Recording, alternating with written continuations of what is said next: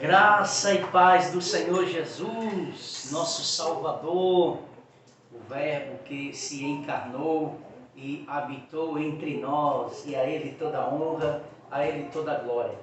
Estamos aqui para mais um vídeo de reflexões, uma mensagem de esperança, uma mensagem de fé para o teu coração, para a tua família.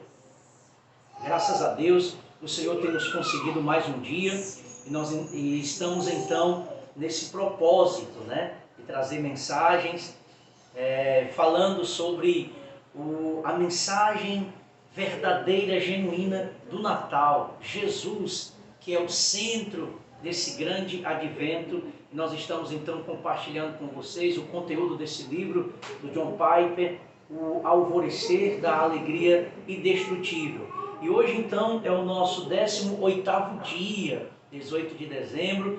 Nós temos aí vídeos desde o primeiro dia de dezembro e até aqui tem nos ajudado o Senhor. E desde já eu quero agradecer aos que estão inscritos no nosso canal, que você continue compartilhando essas mensagens, esses vídeos, para chegar aí às famílias, chegar às pessoas, para que o Evangelho seja realmente anunciado e as pessoas compreendam o verdadeiro sentido do Natal, tá bom? Então, compartilhe, dê lá o seu like, se inscreva no nosso canal e desde já, muito obrigado. Nós estamos aí a caminho dos 100 inscritos, humilde ainda, bem pouquinho, mas quem sabe onde vamos chegar com tudo isso é o Senhor e toda a glória seja dada a Ele. Estamos apenas utilizando as nossas redes sociais para a glória de Deus, tá bom? Então vamos para a nossa reflexão de hoje, que diz, o título é Graciosa, Eternamente Frustrante, É o tema da nossa reflexão de hoje, baseado em Romanos, na carta de Paulo aos Romanos, capítulo 3, 25 e 26, assim, vamos fazer uma leitura resumida desse texto, e diz assim: Deus apresentou a Jesus, tendo em vista a manifestação da sua justiça no tempo presente, a fim de que o próprio Deus seja justo e o justificador daquele que tem fé em Jesus. Então, nós precisamos entender a doutrina da justificação pela fé. A justiça de Deus. Cristo cumpre toda a justiça de Deus que foi imputado a Cristo, foi derramado sobre Cristo. Quando Ele se humanizou, quando Ele veio com esse propósito redentor de resgatar muitos por sua vida, por sua obra, por sua morte e por sua ressurreição na cruz. Então, Paulo, ele foi um dos maiores apologetas, defensores das principais doutrinas da graça, dentre elas a justificação pela fé. Oh, que preciosa doutrina! Oh, como nós precisamos compreender o alcance e a profundidade da justificação. Não é pelos nossos méritos, mas é pelos méritos de Cristo. Tudo é por meio de Cristo. Nós estávamos debaixo de uma condenação eterna. Não havia nada que nós pudéssemos fazer para mudar a sentença que estava decretada dos altos dos céus, diante de um Deus santo, diante de um Deus justo, de que a sua ira é santa, é justa. E Ele então lança pecadores impenitentes no inferno. E Ele continua sendo um Deus justo. Por quê? Porque nenhum pecado, nenhum pecador pode ficar impune diante da transgressão da lei. Mas Cristo veio trazer esse perdão. Cristo veio rasgar a dívida, a cédula, a culpa que nós tínhamos. E hoje, em Cristo, nós somos perdoados, justificados. Nenhuma condenação há para nós. Olha a preciosidade disso. E quando nós lemos a história de um dos grandes reformadores do século XVI, que é o Lutero, Martinho Lutero, Eu tenho até uma fotozinha dele aqui. Eu tenho um Calvino, João Calvino, que foi o grande reformador de Genebra, e tem também o Martinho Lutero. Quando Martinho Lutero, ele compreendeu a doutrina da justificação, da justiça de Deus, a vida de Martinho Lutero, a forma como ele pregava, a forma como ele começou a se relacionar com a Bíblia, com Cristo, a visão que ele tinha de maneira distorcida do Evangelho e da pessoa de Deus foi transformada radicalmente a partir da compreensão, da interpretação que o Espírito de Deus revelou, esclareceu, desvendou na mente e no coração do Martinho Lutero. Vamos falar um pouquinho sobre essa história nessa tarde. Então nos diz assim: a história da conversão de Martinho Lutero ilustra um ponto. Ele quase tinha sido acertado por um raio e fez um voto a Deus de se tornar um monge. Mas como monge, ele era completamente incapaz de encontrar paz com Deus.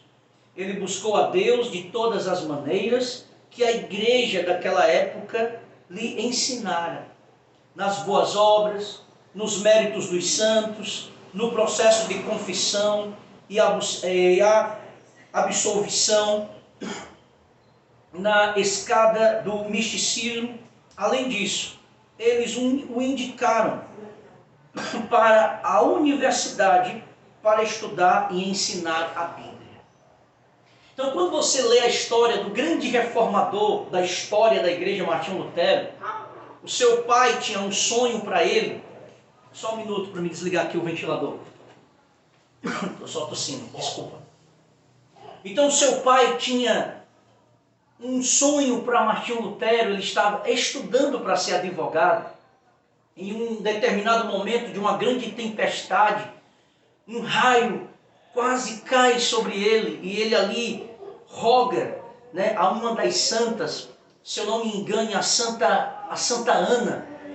Ele era devoto de uma dessas santas, se eu não me engano, era a Santa Ana mesmo.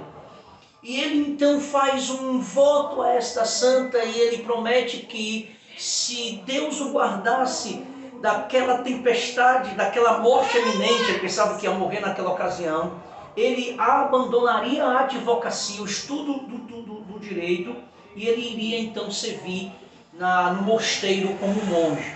E ali ele cumpre esse voto, mesmo contrariando a vontade do pai. Então, Martinho Lutero ele era muito dedicado às leis, às tradições da Igreja Católica Romana.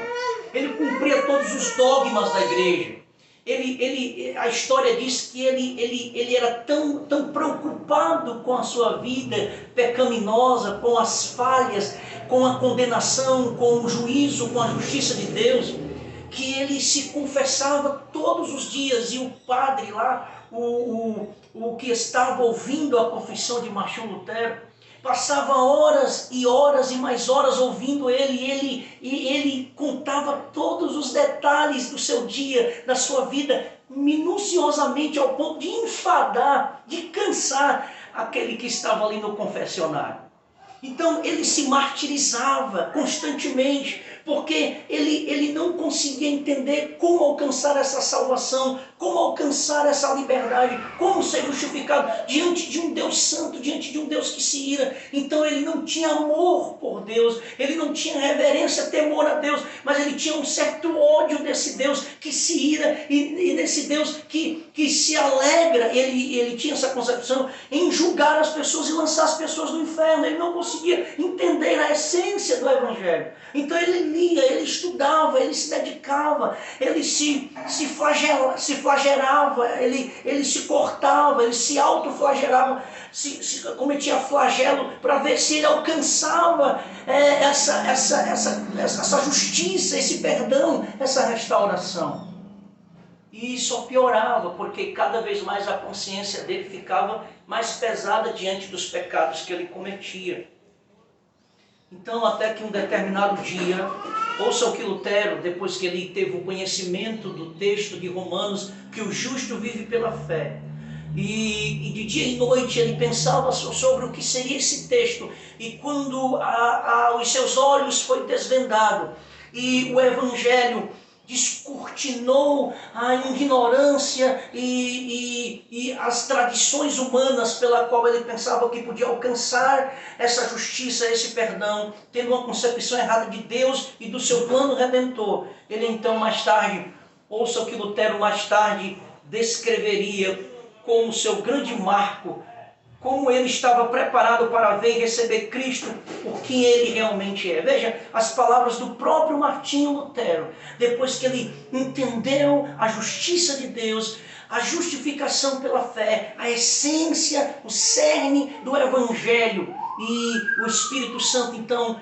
mostrou para ele o que era o Evangelho, que era totalmente contrário ao que a igreja pregava, o que os religiosos pregavam, daqueles rituais, daquelas tradições humanas, sacrificiais, de alto flagelo, de auto punição. Não era nada daquilo. Então a luz do Evangelho abre a consciência daquele reformador, e ali ele escreve dessa forma. Eu vou ler palavras tiradas da pena do próprio Martinho Lutero. Ele diz assim: eu ansiava grandemente por entender a epístola de Paulo aos Romanos, e não havia empecilhos, senão aquela única expressão, a justiça de Deus. Pois eu pensava que significava aquela justiça pela qual Deus é justo e age justamente ao castigar o injusto.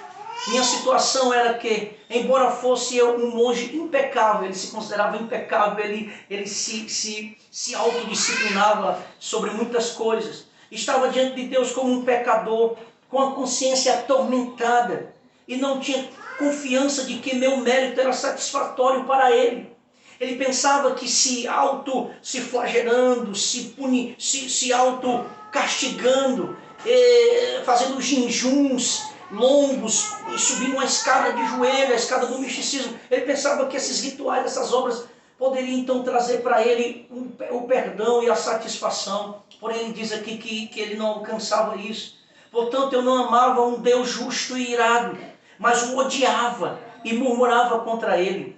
Ainda assim, agarrava-se ao querido Paulo e tinha um grande desejo de entender o que ele quis dizer. Noite e dia eu ponderava, até que vi a conexão entre a justiça de Deus e a declaração de que o justo viverá pela fé. Então compreendi que a justiça de Deus é aquela justiça pela qual, por meio da graça e da absoluta misericórdia, Ele nos justifica pela fé. Logo, sentir-me renascido, atravessando portas abertas no paraíso.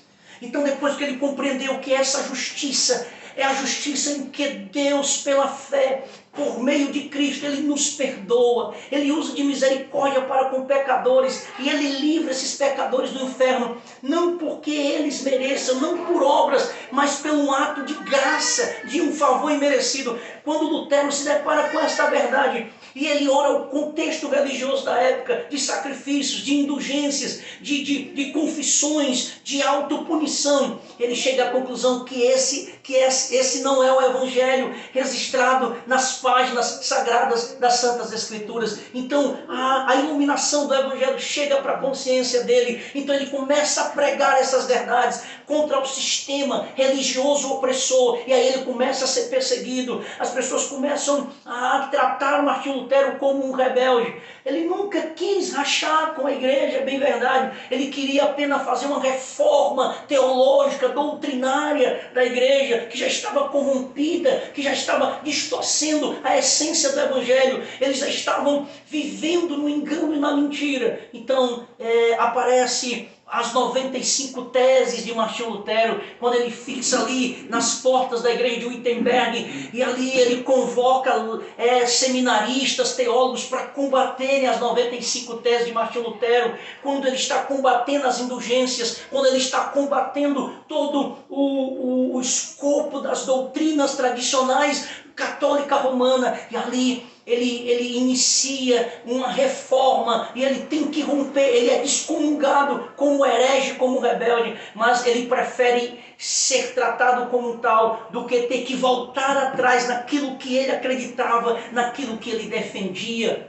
Então foi um marco da história. E a partir dali então se começa uma reforma. Se começa o chamado reforma protestante, em que o evangelho começa a entrar nas vizinhanças, na mente dos leigos. E os leigos então têm acesso à Bíblia na sua própria língua, em latim, em alemão. E aí eles começam a conhecer também o evangelho da justiça de Deus e da justificação pela fé por meio de Cristo Jesus, e não por meio de rituais, e não por meio de sacrifícios, e não por meio de autopunição, ou de cumprimento de um dogma, ou de liturgias criadas por homens, de concílios de homens. Então o evangelho chega de maneira tremenda na vida de Martinho Lutero. No monasteiro, então, Lutero chegou ao fim de si mesmo. Ele havia perdido a esperança de salvar-se com as suas próprias mãos, mas pela graça de Deus ele não desistiu do seu desejo e esperança. Direcionou sua atenção ao único lugar onde esperava encontrar ajuda, a Bíblia. Ele disse: eu ansiava grandemente, disse, tinha um grande desejo de saber o que significava, e disse, noite e dia eu poderava. Então Martinho Lutero começou a estudar, começou a ler nas línguas originais e começou a entender a justiça de Deus. Ele começou a compreender os méritos de Cristo, os meios da graça. Ele começou a olhar que não era pelos seus méritos, que não havia dele nenhuma possibilidade de salvar-se a si mesmo, mas Cristo. Ele começou a crer então que todo o nosso pecado foi imputado a Cristo. Não há nada que o homem faça para alcançar tamanha graça. E aí houve um clarão da revelação de Deus na mente de Martinho Lutero. Foi tremendo a história dele, a biografia dele, que todo cristão deveria então ler a história de Martinho Lutero, o grande reformador. Em outras palavras, Deus preparou Lutero para ver o real significado de Cristo e aceitá-lo, ao estimular um profundo e poderoso desejo em seu coração por consolação e redenção que só podiam vir através de Cristo Jesus. Então agora Martinho Lutero está desejando conhecer a Cristo, algo que ele não conheceu quando estava no mosteiro, mesmo ali se penalizando, se cortando, passando dias em jejuns, tendo que passar horas e mais horas em oração, em penitência, ele se confessando para um outro homem que era pecador tanto quanto ele. Então ele começa a compreender a grandeza desse evangelho, ele começa a compreender a grandeza da carta de Paulo aos Romanos, quando o próprio Paulo também foi fruto desse evangelho, quando ele era um religioso e ele consegue então se encontrar com Jesus, a qual ele perseguia, e também ele perseguia a igreja. Então Paulo começa a compreender as riquezas da redenção de Cristo, da justificação, do perdão, da reconciliação, de toda a justiça de Deus, que por mais que ele tenha e tivesse a autoridade de lançar os homens no inferno, mas ele não quis, ele usou de misericórdia, enviando o seu Filho Jesus para a salvação de muitos. Isso é tremendo, termos essa compreensão.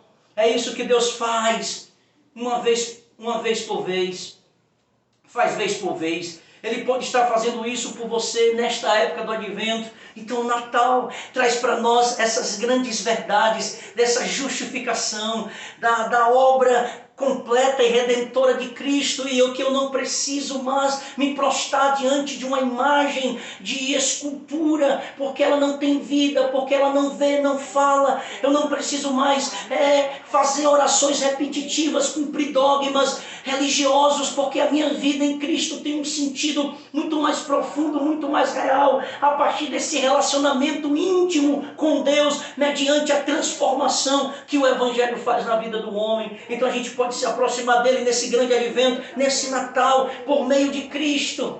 E eu sou salvo para as boas obras e não pelas obras. Deus me salvou e eu então pratico as boas obras, mas não porque as minhas boas obras compram a salvação, mas porque Cristo me salvou. Portanto, eu demonstro isso pelas minhas boas obras, mas o mérito da salvação é um ato da total soberania de Deus e ninguém pode mudar isso. É gracioso e eternamente frustrante você com a vida que não é centralizada em Cristo, e enchendo você de anseios e desejos que não podem ser satisfeitos.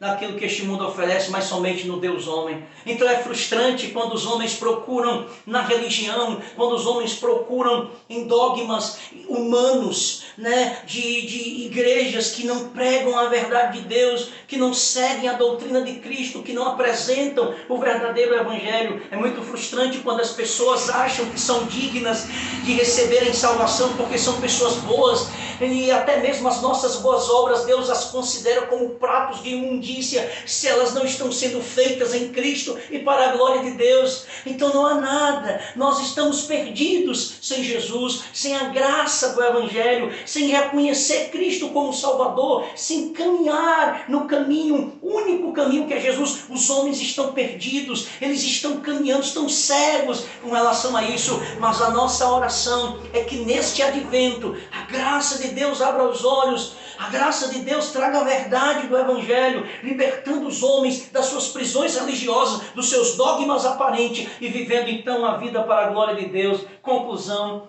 que presente de Natal podemos ter? Deixe que todas as suas frustrações com este mundo lancem na palavra de Deus. Ela se tornará doce como entrar no paraíso. Então que o evangelho, que o santo evangelho de Deus, que essas verdades, assim como alcançou o coração cheio de temores de Martinho Lutero, de dúvidas, que essa graça também, que essa revelação, que este evangelho, que Cristo Jesus possa abrir os nossos olhos espirituais e que a gente, como um paraíso, possa então viver, se deleitar nessas verdades santas, adorar o Senhor, caminhar com Cristo e esperar a sua gloriosa vinda.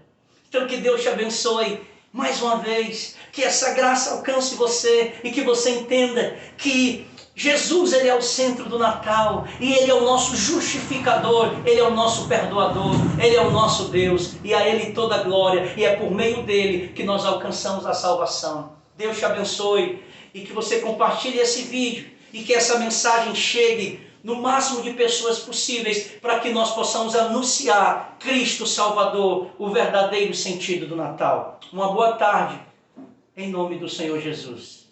Amém.